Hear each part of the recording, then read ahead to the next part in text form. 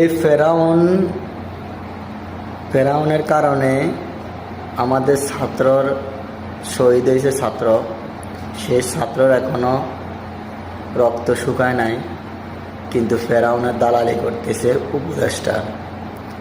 আপনাকে বলতেছি, আপনি যদি উপদেষ্টাগিরি করতে পারলে করুন, নাহলে আপনি ছেড়ে দেন, আমাদের কোনো আসা যায় না। আমরা প্রবাসীরা, আমার কতগুলো ভাই জেলখানায় আছে, আমি দুবাইতে কতগুলো প্রবাসী ভাই জেলখানায় আছে। আপনি বলতেছেন হাসিনাকে তার দল গোছানোর জন্য। আপনার মতো উপদেষ্টা আমাদের দরকার নাই। ছাত্ররা আপনাকে চেয়ারে বসাইছে, আবার আপনাকে লাত্তি দিয়ে ফালাইয়া দিতে পারবো ছাত্ররা। তো আপনি সাবধানে কথা বলুন।